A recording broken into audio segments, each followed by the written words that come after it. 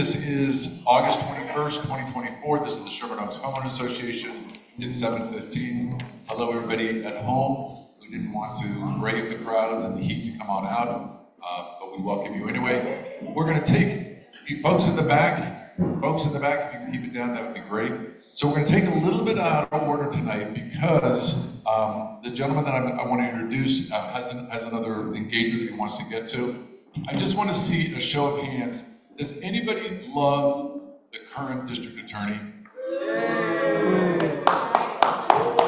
Okay, so we need change. Everybody agree we need change? Okay,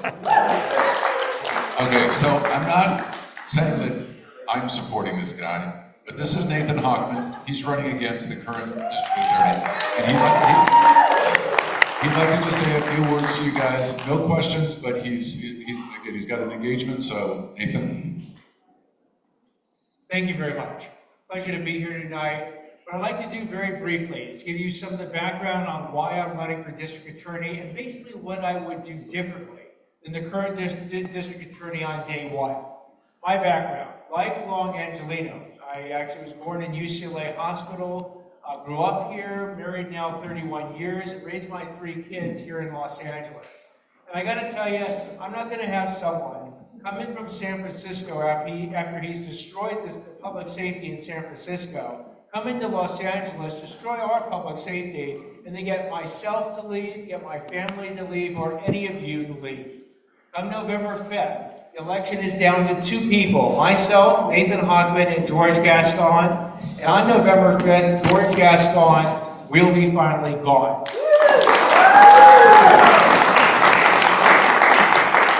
Because he's a district attorney who literally has never personally prosecuted or defended a single criminal case in his whole career. I know that's shocking. I mean, imagine someone was in charge of a talented group of surgeons who had never done surgery. That's effectively George Gascon. He showed up on his first day of office with 0 experience and told 750 deputy district attorneys that collectively have thousands of years of experience how to do their job. And he instituted on his first day, his first hour, his first email, 9 special directives that changed the course of criminal justice towards criminals and away from victims. Among those special directives were ones that said that if you're a juvenile and you steal just under $950, he's not going to prosecute you. If you're engaged in a violent crime and you use a gun, he's not going to bring the gun enhancement. If you're doing another violent crime and you're part of a gang, he's not going to bring the gang enhancement. Not because, by the way, the facts are an issue, not because the law is an issue, but because he has a personal political agenda that says that notwithstanding the facts of the law, there are certain crimes and certain criminals he will not allow his prosecutors to prosecute. So my approach is completely different. On day one, I will work with the 750 deputy district attorneys that he hasn't bothered to consult with at all. Those are the deputy district attorneys that voted 98% to support their boss's recall. That's a shocking statistic as well. I'll also work with the tens of thousands of law enforcement officers who quite candidly are feeling demoralized, because that is a difficult, dangerous job we ask them to do. When those bullets are flying in the building, they run into the building to keep us and our families safe. Those officers deserve our respect, they deserve our admiration, and if I'm the DA, they deserve my partnership. And that's what I will bring them. And then the third group that George Gascon has abandoned that I will champion are victims.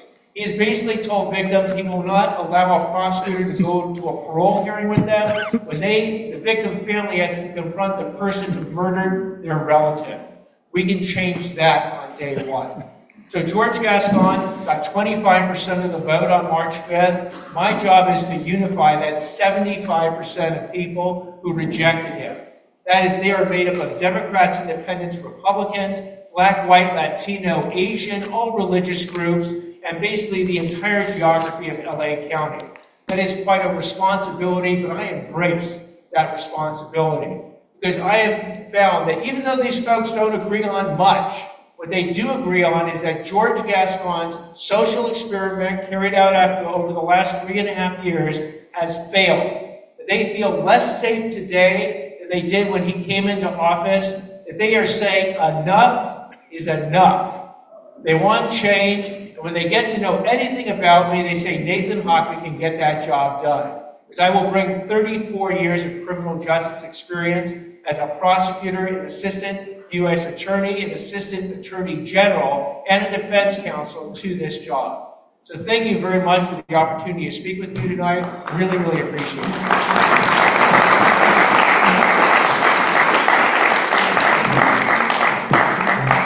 All right. Did everybody enjoy your food? Special thanks to Maria's Italian Kitchen. They've been in Sherman Oaks. Anyone want to venture a guess how long they've been at this location? Over 40 years. Over 40 years. So Madeline is still the owner of that, and we really appreciate the food. We really appreciate thank you guys for everything there. Okay, so the Sherman Oaks Homeowners Association could not function without our board. So the board members want to come on up here real quick and just say hello. Tom? Tom? You want to come up? So we have quite a few board members that aren't here tonight. They have Bob's out of town. Anyway, the folks. Good evening, Maria Calvin, and I have the Legislative Committee, and I'm Vice President of the Sherman Oaks Homeowners Association. Jay Weitzler, I am head of the Airport Committee, and I'm also associated with keeping track of the Buckley School. And we do have a couple of members of the Buckley School today. Sally Sakon is here, I know. Lisa couldn't make it tonight because she's working with that. This one's working. This one's working too. Hi, everyone. Welcome. Tom Glick, Chair of the Land Use and Planning Committee. Hope you enjoyed your food, and it's going to be a great day today. Submit your questions if you want to. Yeah, so if you guys do have questions for the candidates tonight, Phil Schuman's going to be doing the moderation. But if you do have questions, just raise your hand and one of the board members will come and pick it up during the debate itself. Some of the staff from the electeds come on up, say hello. And then after that is going to be our amazing folks from LAPD. Hi everyone, I'm Emma Taylor. I'm District Director for Councilwoman Nithya Raman. I've known all of you guys for about 7.5 years by now. I am excited tonight because I am here with Colleen, our new Sherman Oaks Field Deputy, and I wanted her to be able to introduce herself to everybody.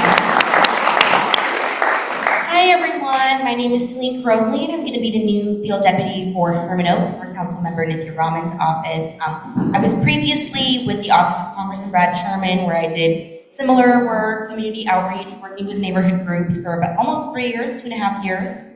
So I feel I have a toolkit to assist you, and I look forward to being a resource to you all. I've got some interim cards with me, but if you want to pick them up, happy to be over there. And I look forward to assisting you with any community questions. Thank you. I have a question for you. Where are the combs? Did you get a city cell phone yet?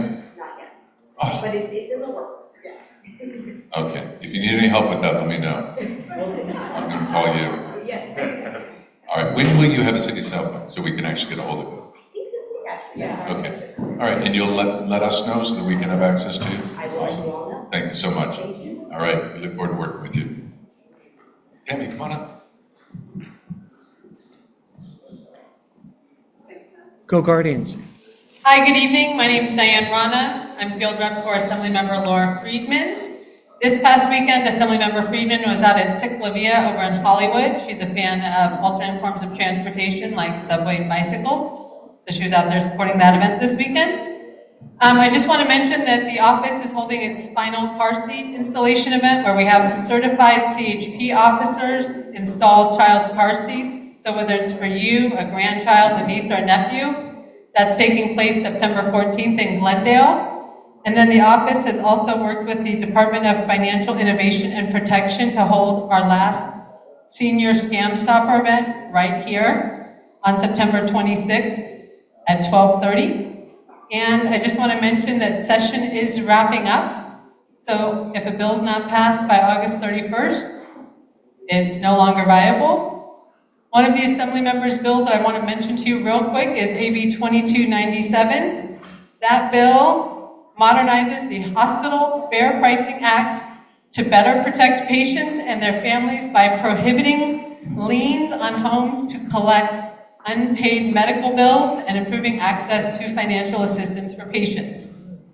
If you would like to register your vote with or your opinion with the office, please feel free to give us a call at 818-558-3043. And if you need any help with the state agency, please give us a call. We're happy to assist. Thank you. Thank you. Tammy Shear from the Sherman Oaks Chamber of Commerce. Hi, Tammy Sherman from the Sherman Oaks Encino Chamber of Commerce. Remerged. Sorry. Just wanted to remind you all that our 32nd annual street fair will be happening on October 20th, Sunday, the third Sunday in October. If you haven't been there, you haven't lived in Sherman Oaks.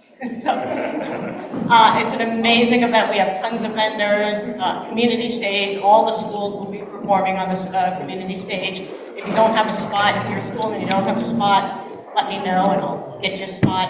And also, our senior lead officers and our police will be there. So on that note, I'd like to introduce our senior lead officers. Right? Look, hold on. I'm going to introduce him in a second. Okay. Actually, introduce the senior. No, don't do that. Let me do that. Okay. Okay. You got it. All right. Thank you very much. If you have any questions, you can ask me and see me later. Thanks.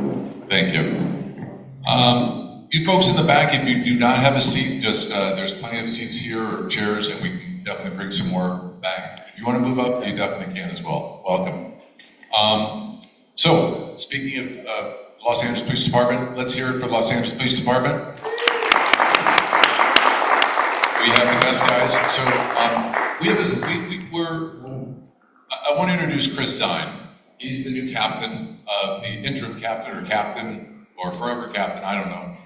You tell us what you are. But I've known Chris for a long, long time. Some of you may know his dad. He's been here a bunch of times, Dennis. Great guy, great family, and we're so happy that he's in charge of Van Nuys Police Department. Good evening, everybody. I'm Christopher Zine. I'm the new Area Commanding Officer for Van Nuys. Been here for about 2 months, and it's a privilege to be back in the Valley. I was at a training division before for the last 2 years. I do live in Studio City, but everything I do is in Sherman Oaks. So church, shopping, Costco, everything, I'm in Sherman Oaks all the time. So being a stakeholder here is amazing to be able to police the community where I'm a stakeholder. With that said, we are fully committed to reducing crime, and I was talking to one of the community members too, the fear of crime. So a lot of people are concerned about crime, and just because it's not happening in the numbers that might not always be presented, if you're fearful of crime, we need to do a better job, and we're fully committed to doing that. So with that, I'll give you all my cell phone number too. Don't hesitate to contact me, please, if you need anything. It's 213-547-3916. Again, 213-547-3916. And if you need anything, please let us know. And I got to give my hat off to the senior lead officers. We talk about community policing. They truly are the tip of the community policing spirit. Without them, it would be a huge void. So they do work tirelessly. Thank you for your patience too. We're doing our best to work with all the city resources and all the services to address all the issues. So just know we're working our best. Also, we need people. So if you know anybody good that wants to be an LAPD officer, please refer them to the LAPD. Okay, we're down with some of our numbers. We're constantly recruiting, so please, again, help us get back to full strength. Thank you.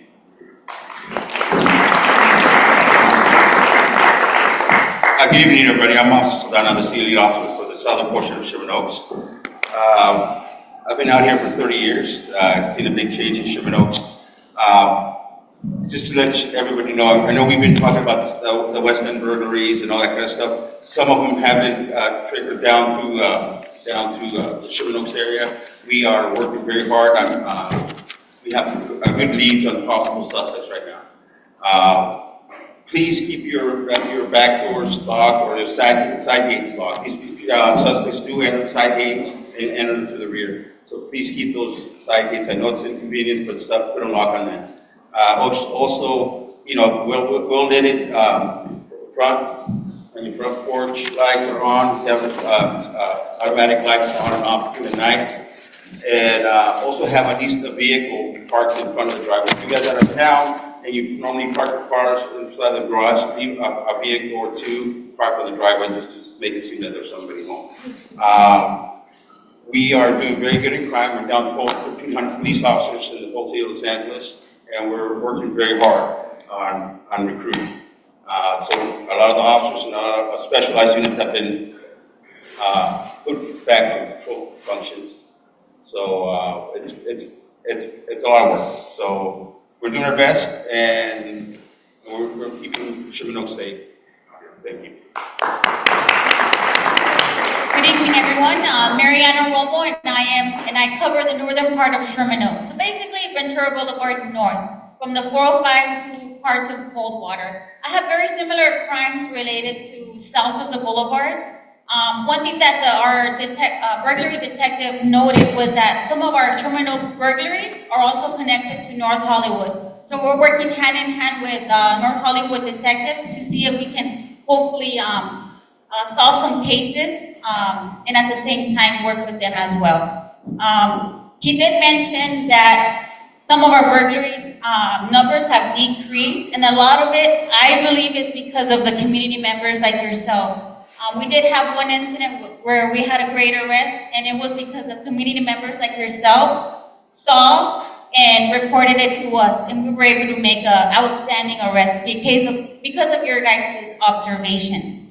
One thing that I am noticing on our reports is that some of our houses, I know it's a little bit of common sense, but some of our houses do not have cameras.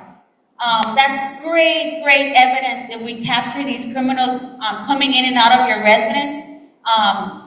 If you have the chance, please put cameras in the front and the rear of the residence, because a lot of that evidence is very important.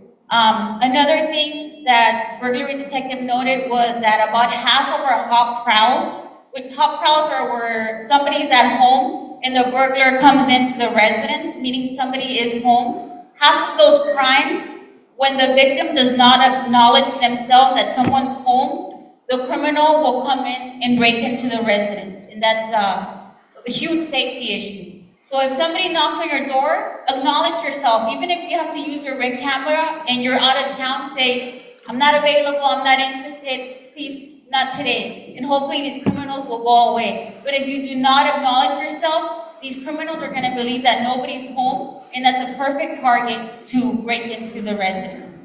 I know our captain and my partner mentioned that we're low on officers. This is where we ask your help.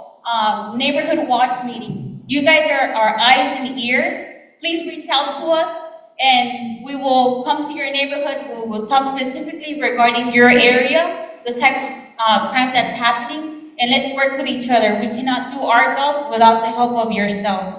I'm very excited to have a new deputy field from CD4. We hope to work together as we've been. I'm excited to work, and hopefully, we continue to keep your area safe. Thank you. So, I've had a few neighborhood watch meetings at my house, and it's fantastic. If any of you guys want to do a neighborhood watch meeting in your neighborhood, just go up to these guys. They will organize it. They will work with you guys, and it's a great thing for the neighborhood to keep it safe. Okay, we have one more report. There's no candidates, right? That I forgot. You're not a candidate. Okay, Maria, you have a committee report, and then we're going to get into the debate. Where's Phil? Ethan. Oh, okay. Hi, everybody. You know that we've been working for a long time to try and make sure that we organize communities all over the city to make sure that the city understands how we want rezoning to occur in our communities. The city is being rezoned, and we're all considered high resource areas, and we have always been very supportive of having a lot more density on our commercial corridors, where we think new communities and new neighborhoods can flourish, but we don't believe that we want apartments in our single-family neighborhoods. So in the beginning of July, the planning department issued a draft 2, which actually eliminated single-family neighborhoods and historic districts and rent-stabilized units from being affected by the rezoning. And we sent out our support for that. But in the middle of July, they had a public hearing, and Abundant Housing, which is a big pro-development group, organized a lot of people to call in and say that excluding single-family neighborhoods was racist, and it was also socially unjust. So we are now facing the reality that the city is opening up public comment the entire month of August and want to hear from everybody on how they feel about opening up single-family neighborhoods. Now again, we are supporting housing, we just want it in the right places. So in my last newsletter, I have the contact for the city planning department. We'd like everybody to send comment. We hope you will support draft 2 because we'll get more housing and we'll get it in the right places. If anybody doesn't have my newsletter and you want to be part of that, give me your email and I'll be happy to send you all the information on that. Thank you, Maria. Okay, would the 2 candidates come on up? And again, just Phil. So we do it. Phil's going to go over the ground rules as far as the debate tonight. Whoever wants to sit on the right, can sit on the right. Whoever wants to sit on the left, you guys can sit right next to each other. That way we can get the. So anyway, we have a great crowd tonight. Thank you all for coming in person. 119 people online on the Zoom call tonight, and then it's also going to be streaming. You guys don't bring your questions up, just raise your hands and I'll come around and get them once the debate goes. Phil Sherman, everybody, he's done our debates before. He's a great moderator, and here we go. Hi everybody, thanks for coming.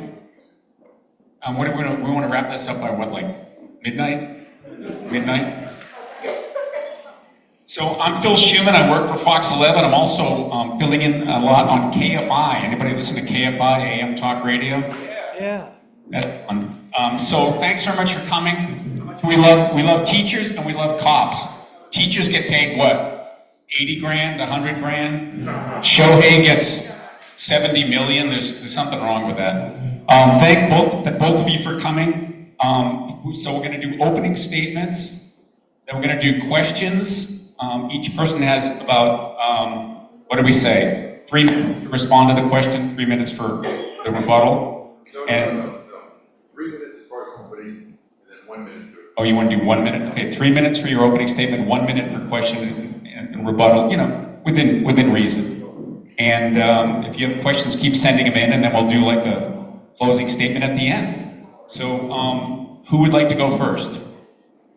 How about the office holder? Scott, you got 3 minutes to introduce yourself, a bit of an opening statement. Thank you. Scott Schmerlson, board member for Board District 3 in San Fernando Valley. I have been board member now for 2 terms. I also have the experience of being a teacher and a counselor, an assistant principal, and a principal all over the city, all over.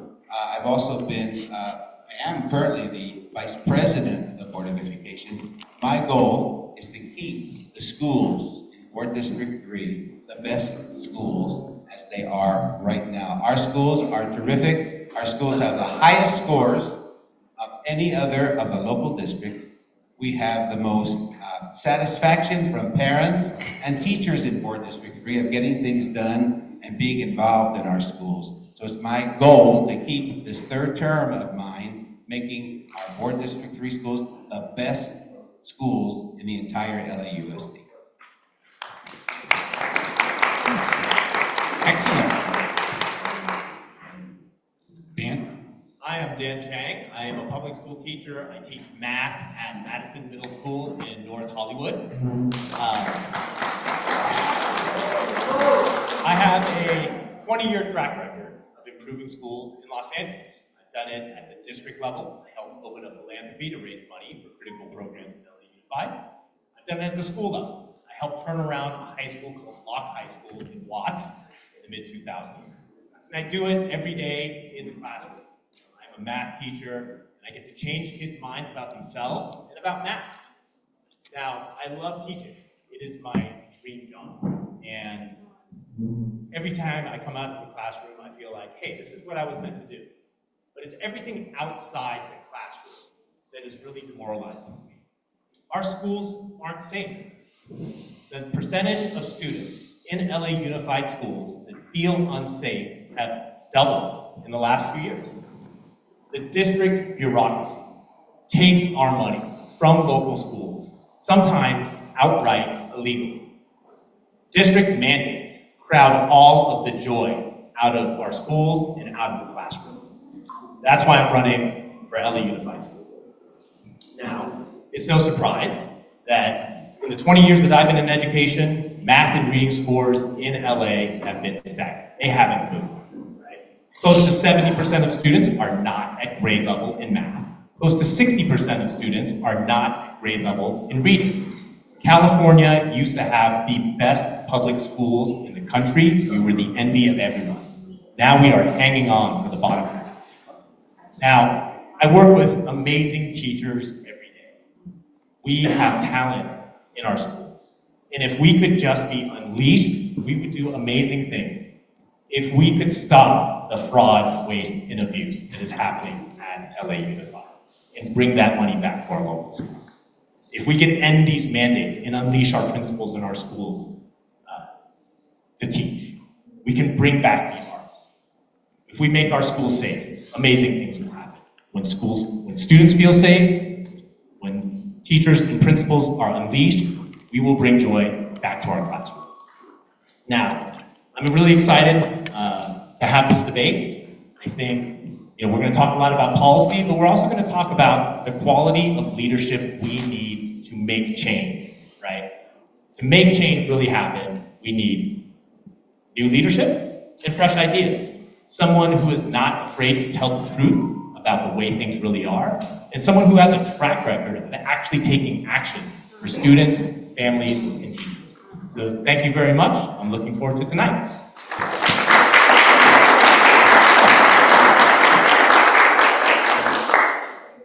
Yeah, let me just start with Dan. Fraud, waste, and abuse. Can you give us some specific examples of that? Where do I start? I'll start with my classroom. 2 years ago, on graduation day, I was told to mark all my students present. There wasn't a single student in the classroom. Happened across my entire school. I exposed it. The district said they investigated. They didn't investigate. Nothing happened, right? I sent a few emails, did a Public Records Act request, and lo and behold, in Scott's schools, there are at least 4 more schools that have the exact same fact pattern of fraud and abuse. That's just the tip of the iceberg. What is happening with arts education right now is far worse. The superintendent of LA Unified lied to the school board. The school board went along with it. And now tens of thousands of dollars at every single elementary school in LA Unified were taken away. Students literally last year did not get the arts teachers they deserve. And the district has been sitting on this for months and they've done nothing. Scott, can I call you Scott? Would you like to respond to that? Of course. We have in our school district an inspector general, and any reports of fraud or abuse reported to the inspector general are investigated immediately. So these other schools that Dan mentioned, I have not heard a word from the inspector general, who is an independent person. And any other principal or anyone else in the district from this fraud abuse claim. As far as Prop 28, yes, we are investigating Prop 28. I have made the superintendent report out about the funding and how it's being funded from Sacramento to our schools. I have been investigating to make sure that there is no supplanting, only supplementing. And teachers come to me and they give me examples of what they had last year and what they have this year. And teachers who were moved from the general program to Prop 28 and not replaced in the general program have been investigated. Dan, question from Sari. Can you clarify your role at Green Dot? Were you a certified teacher or an administrator? And how many years in each? Yeah, so I helped open 17 Green Dot charter high schools in the highest need parts of Los Angeles, Watts, South LA, Boyle Heights, in the 2000s. Was there for 7 years, and we, like, Green Dot schools have outperformed traditional public schools and have been given a great educational choice for families in the highest need parts of LA.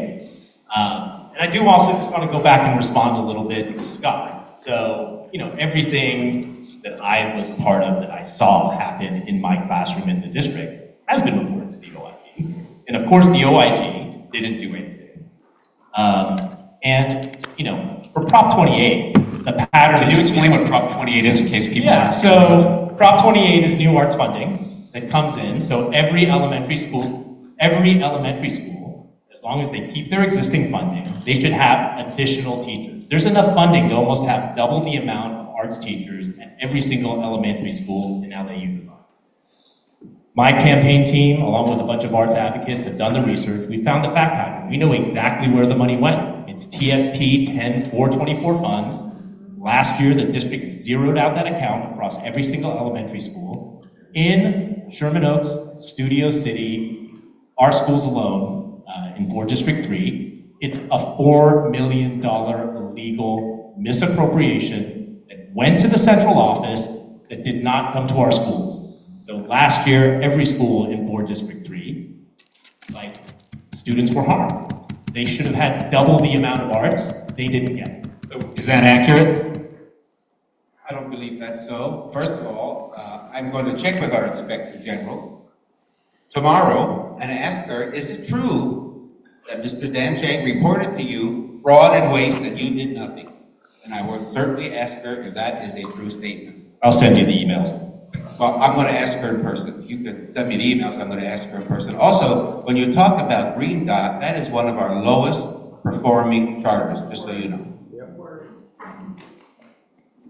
Yeah. So let me give you an example of kind of the transformational work at Green Dot.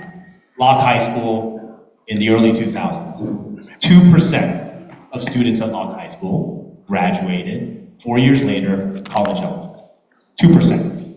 The incoming class. 2%? 2%. Of the entire senior class? Of the entire ninth grade incoming class. Incoming ninth graders at Locke High School. 1,300. 4 years later, 400 seniors. Right? That's the kind of educational devastation that was taking place. We went to Watts. We organized the community.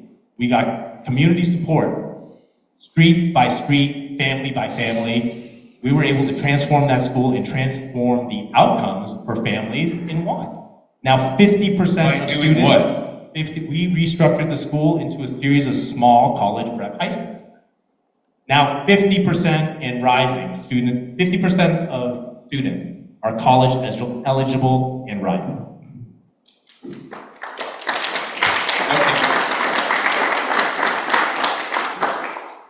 So, let me ask Scott, you finished in your second term, third term, and there's three term limits.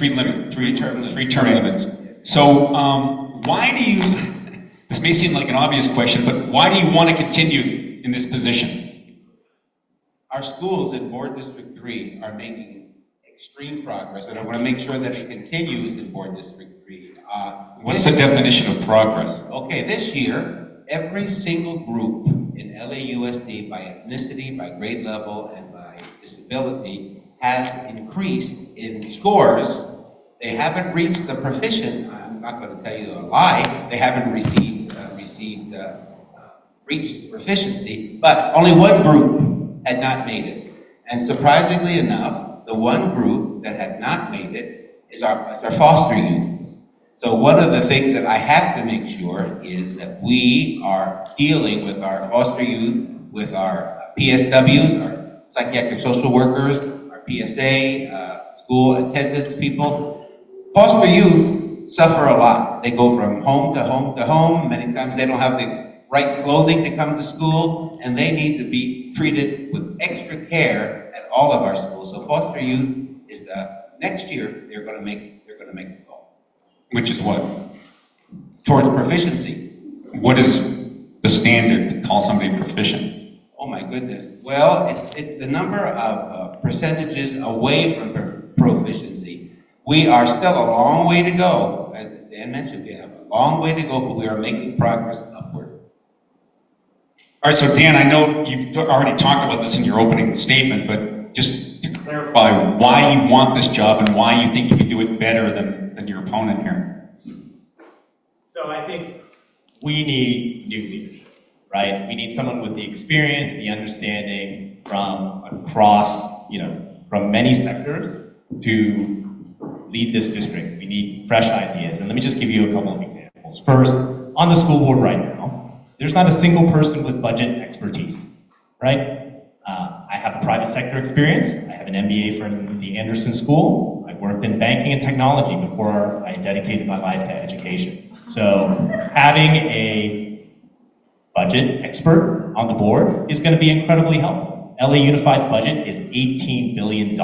It is the same size as City Hall. Some of the fraud, waste, and abuse that I spoke about, it happens because the superintendent and staff can literally pull the wool over the eyes of board members and they're not sure what is happening. And so having that experience is important.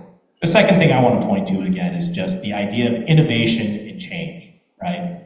My experience at Green Dot, some of the experience from other charter school operators in Los Angeles, from pilot schools and magnet schools in LA Unified. That is where the innovation is happening. Small schools that are really responding to their families, and that's part of my background as well. So being able to marry my experience as a classroom teacher right now in LA Unified, my experience before coming into education with the budget and from the private sector, with my experience doing some of the most innovative educational work in LA over the last 2 decades is exactly the kind of experience that we need on the LA Unified board today. And it's not the experience of the current board members.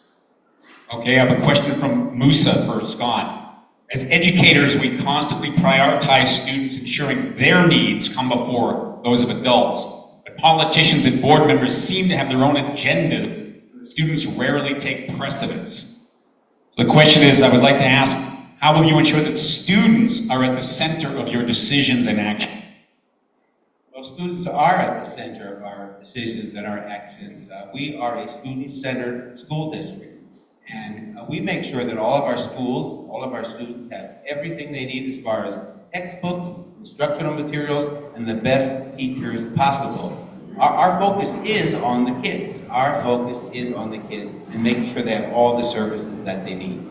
Now, adding on psychiatric social workers and PSA counselors and diploma advisors, they're extra and they're also working for the kids too. So I don't understand why somebody would say we're not student-centered. I just don't get that.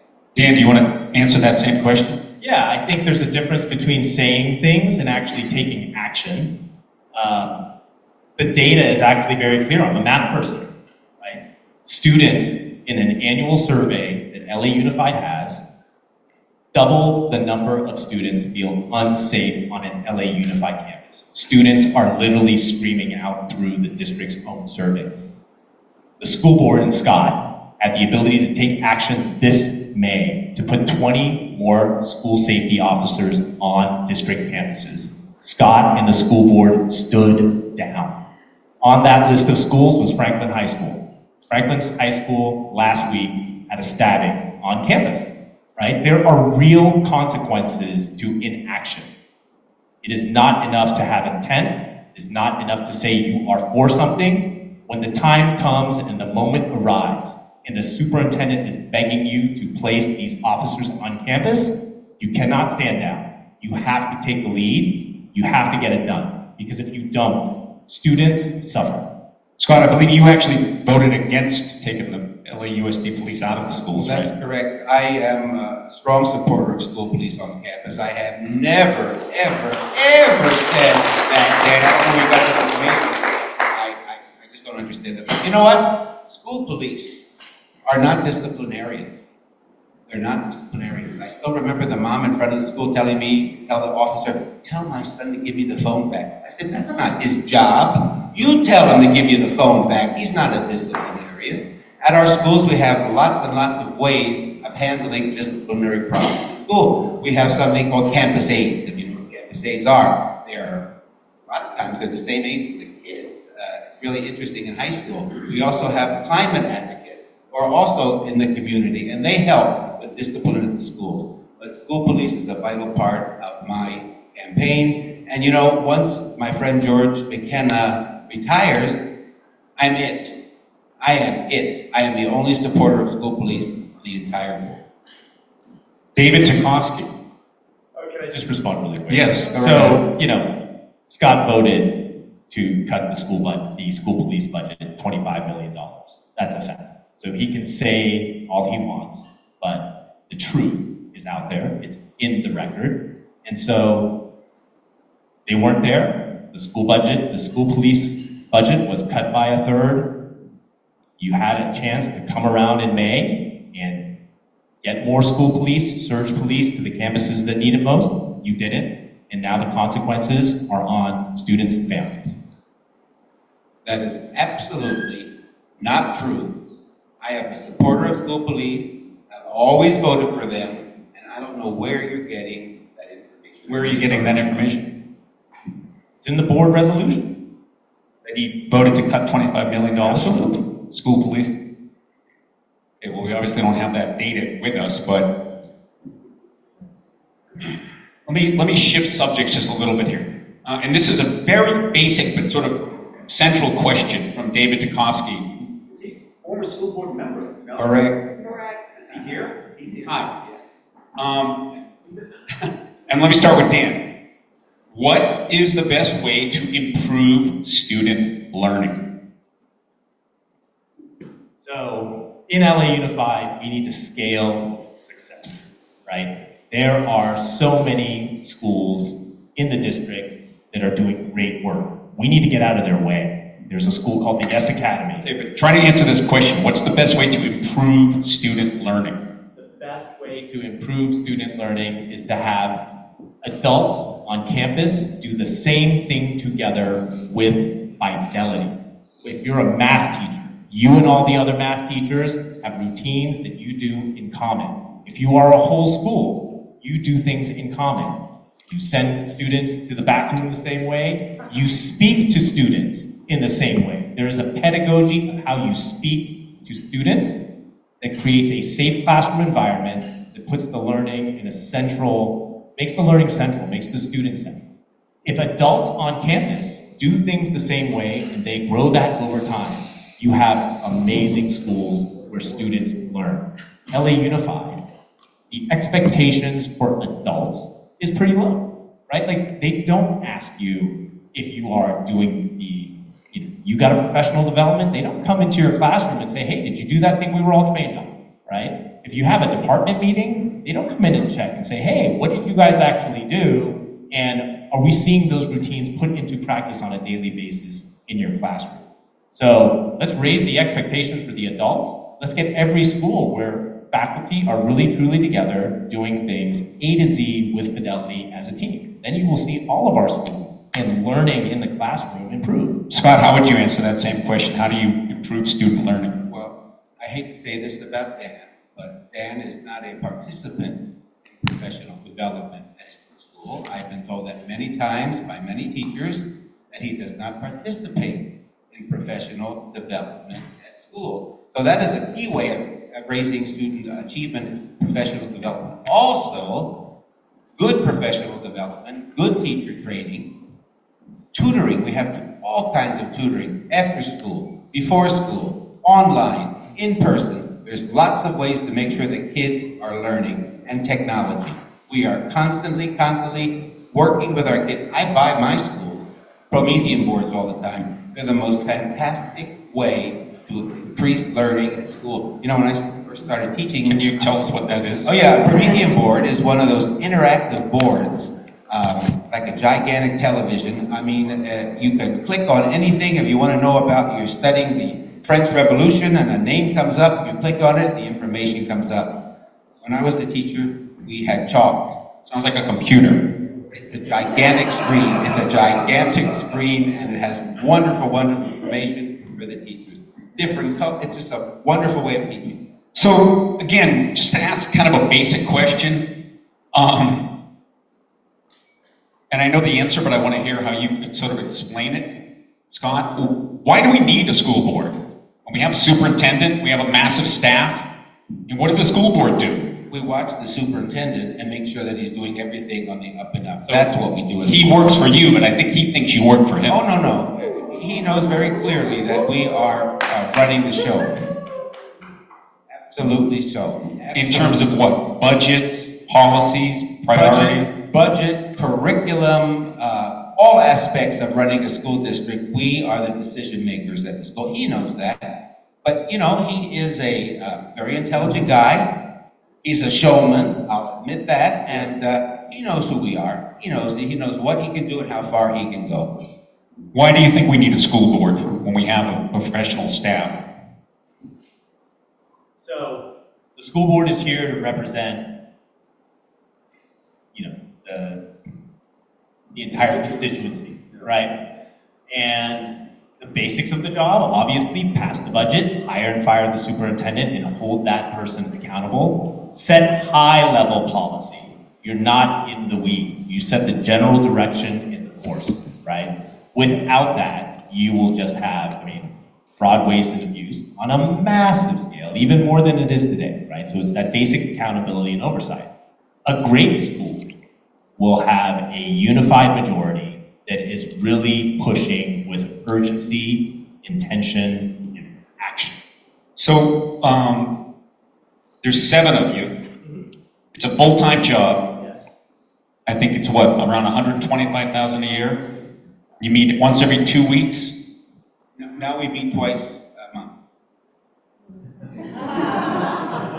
We used to meet once a month. So, what do you do all day long? Oh, I'll tell you Give me like a typical day. Oh. I'm not a meeting day. But I hear you. I visit every single one of my 105 schools, and that's how I have the pulse of the school and what's happening. I meet with teachers, I observe instruction, I meet with the classified staff, I meet with the custodial staff, I meet with the cafeteria staff, and I find out what my schools need on a daily basis. I'm in the mix, and that's how I know about my schools. what would your style be? Meeting with parents, meeting with students, meeting with teachers, building coalitions across the school board to push an agenda, right? Our improvement and increase, we need to cut the downtown bureaucracy, we need to get more money to our schools, we need safer schools, we need to be able to take schools that are successful, that have fidelity, we need to be able to grow those schools from the schools up in a ground up way around what is bureaucracy. And doing that is a full-time. You said fidelity twice now. What do you mean by that word? Again, adults on campus doing things together the same way with purpose. Sounds like the military.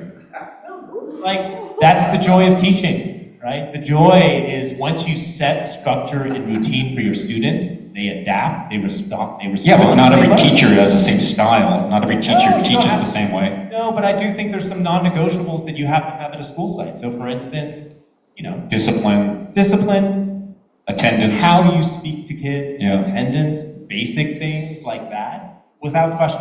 But that's what creates a culture. And great schools have a wonderful culture that is inviting. What is the culture of the LAUSD right now, in your view? It's 100% stagnant, right? It is. You think Carvalho would agree with that? He should. If he were being honest, he absolutely would say that. What do you think the culture is right now? Gosh, every school has its own culture. Every school is different. I am just so proud of the board district free schools in my area. You know, there are 7 board members, like you said, and we as board members together are responsible for all the kids in LAUSD. But I am responsible. Which is 400,000 plus, right? 550,000. Yeah. But I am responsible also to my constituents in Board District 3 who want to make sure that our schools have the best education and the best attendance in the entire district, and we do. All right, Scott, why does it seem like, this is a question from Rachel, the district punishes PTA, PTO with strict fundraising policies? For example, you can't sell food before 30 minutes after school, no banners. Unless you fully fund public schools, the PTA is all that most schools have. Yes, this is my ongoing fight with PTA and leasing. You know, there are very, very strict rules about leasing. what time you could start, as Rachel said, how much you pay for a lease at school. You know, I have been fighting to make sure that our neighborhood councils get a real good deal meeting at the schools. In fact, I asked that they not be charged at all, and I was told, oh no, sir, that is a gift of public funds. Yeah. So, you know, it's a constant battle, and I don't know if we're ever going to win that battle. PTA does everything for our schools. They really do. They buy positions. They buy everything. All right, Dan, will you vote for a tax increase for Measure MM for $9 billion? Why or why not?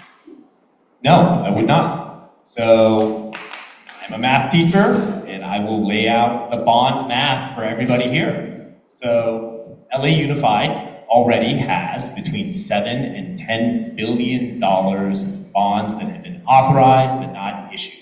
There is plenty of money coming in the next, literally $500 million a year coming in for several years going out. There is no need to rush a school bond on this election right now. This Scott, is what the are your first thoughts school on bond that will raise taxes for every homeowner here in Sherman Oaks. It's not needed. There's already $10 billion that hasn't been used. It's being rushed for political reasons. Yes, I will vote for it. Sorry, nobody likes to pay taxes. I get it, but for my schools, absolutely we need that. Every single bond dollar has already been committed. Every single issue from BB on has been issued. There is still $90 million of work that needs to be done at our schools. Take a look at some of our schools around here and see what happens when we have comp mods like at North Hollywood or at SOSAS or at Kennedy. Take a look at Cleveland. It looks just like a college, and this is what we need to improve our schools constantly. You know, our schools are under the Field Act. If you know what the Field Act is, schools are built just like a hospital. Very, very expensive to maintain, very, very expensive to repair, but we have to do it for our kids. Just the question is, do you need it right now with billions of dollars coming in still? And why wouldn't you structure the bond and push the maturities out so that you lower the burden on homeowners? Every single dollar on all the bonds that have been issued have been committed already. We still need the money to continue modernizing our schools. Let's run this bond in 2 years. Let's restructure it so that we fix the maturities and push them out. So we keep the tax rate the same for everybody. It doesn't need to be rushed. There's $500 million coming in on an annual basis from LA Unified's $27 billion bond fund that they've been running for 2 decades, right? The money is still coming in, and the unissued, there's $7 billion of unissued bonds hanging out there. Let's restructure it. Let's bring it back in 2 years when it is not a rush political bond. All right, thank you. A couple more quick questions. Scott, tell us your thoughts. A question from Nicole. Your thoughts on the district's movement towards what's called inclusion. It used to be called mainstreaming, where you're moving special ed families and students into mainstream classes. Absolutely. Inclusion is #1 in my book for special ed kids. You know, we are moving kids into the mainstream classes, to the regular gen ed classes, but with care. You just don't push a student into a new classroom with no help to the teacher, not having an aide in the classroom, not having a meeting between the two to know how this student can be helped in the classroom. Mainstreaming is the way to go. Do you support that? Absolutely, 1,000%. Dan? Yeah, I teach in mainstream classrooms with full inclusion from special ed students. It's a joy. Thoughts on moving away from the average daily attendance for funding school? That's a bill, I believe, by Senator Portantino. And, you know, the districts in California are not so happy about not having average daily attendance because other districts that are not like LAUSD have much better attendance than we do. They don't have the same kinds of problems that our kids have either. Health problems, and getting to school, and just living in poverty. So I think I am in favor. What is the daily attendance rate percentage, roughly? Oh, I couldn't tell you. I think it's like 94. 9? Yeah, like 94. It's in the 90s, but Did you want to address that question real quick? Moving away from the average daily We should not move away from average daily attendance. There was a period of time, decades ago, when it wasn't the rule of law, if you will, and LA Unified did not monitor attendance, and attendance rates were much lower, especially in tougher parts of the city. We should keep it. It's an incentive for schools just to do the right thing, just to keep the books straight and have an incentive as a system to have students attend. All right, we're getting close to our closing statement. Quick, Scott, scale of 1 to 10, how well is LAUSD run? How well is LAUSD run? How about how well is Board District 3 run? Can I answer that way? Do first? both. Board District 3 is a very, very successful board district. I think if you would do that survey about who's happy in Board District 3, parents, students, teachers, classified staff, you'd find that Board District 3 is doing very, very well, and people are very happy. So 1 to 10. 1 to 10, 8. And what about LAUSD overall? 5. All right, Dan, same numbers. It is 4.5 across the board. Below average. Well, you have quite a different viewpoint of the two of you, and that's why we have elections, right? Yeah. So now let's each take a couple of minutes for a closing statement. Dan, would you like to go first? Yeah, I think, the definition of insanity is doing the same thing over and over again and expecting different results. I think the time has come. We need new leadership, fresh ideas. Again, I said it at the beginning. I have made change at every level of the district, and I'm excited to take that forward. There are so many things that we need to work on immediately.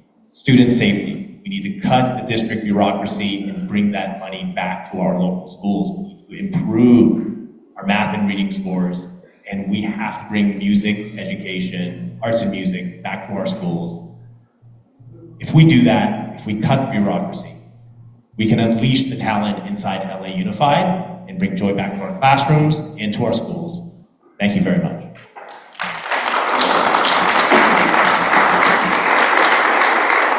And I agree, America has talent, but so does LAUSD have talent. I just feel that the board member should be tough, make things happen, but just don't be angry all the time. Don't be angry. I mean, I want to get things done too. There's a way to motivate people to improve at our school.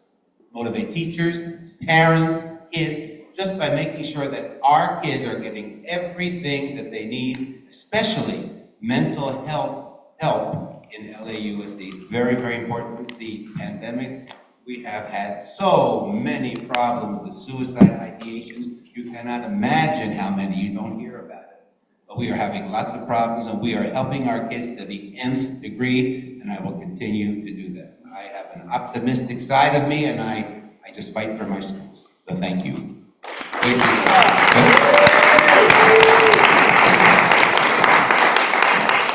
Thank you both for running for office. Thank you both for your time tonight. Let's hear it for Phil Sherman, everybody. You did a great job. Before you leave, two things. Number one, there is food still left over, so take some food home with you if you want. But also, before you leave, don't rush over there yet. Don't rush over there. Valley Current, come over here. I forgot to talk about these guys before, and that was my mistake. You guys, we have a great new news source. Come around here. We have a great news source in the Valley. It's called the Valley Current. It started on the west side. And yeah, so he wants to tell you a little bit about Valley Current, and also watch your newsletter next month. Our September meeting is going to be fantastic. Jay Weitzler is in charge of it, and it's going to be a great meeting. So just hear about the Valley Current, and then that's it. Thank you. What an act to follow up. I want to say thank you to the candidates. First of all, it's amazing that you guys are here and speaking to the public. It's always been my dream to speak at the DNC convention. Although I'm not there, I'm here. I couldn't be more grateful. Well, my name is Gary Garbano. None of you have had the opportunity to be introduced to me. I know some of you have. I was the campaign manager for Ethan Weaver. Ethan's sitting right here. I want to recognize him. Hopefully Ethan runs again soon. We need people like him. But I wanted to talk a little bit about the Valley Current. So the Valley Current was born out of the West Side Current. West Side Current started as a Valley Current in 2020 and slowly grew to provide hyper-local news to communities and neighbors and families that didn't have access to it. The Valley Current was started in December of last year, and it was founded on the same foundation as the West Side Current. And that is the mission to provide, again, hyper-local news to communities that need it, to families that want it, and to individuals who care about issues that are central to their communities. Small businesses, we report a lot on. Public safety, we report a tremendous amount on. Law enforcement, all the small stories that get overlooked by the LA Times and some of the bigger organizations. We really try and dig into the details to provide a value to you and that you can count on, that you can rely on. Now, the Valley Current is relatively new. We absolutely need new partners, new community members, new support in this community as we continue to grow, as we build our relationships here. So I want to encourage you guys to get involved. You can talk to me. I'll be around at the end of the meeting. Whether you can contribute to the paper, whether you can donate, whether you're a small business owner who might be interested in supporting us through advertising. There are so many ways to get involved. Hyperlocal news is a dying breed, especially here in this city. You guys deserve so much more as community members, and especially here in the Valley, you do not deserve to be overlooked. We're working day in and day out to provide that value so that you're not overlooked. And so again, if you're interested, you can come and talk to me. I'll be at the end, here at the end of the meeting. And I just want to say thank you to Matt for the opportunity to speak. Thank you to our candidates again. And thank you to all you guys for being here.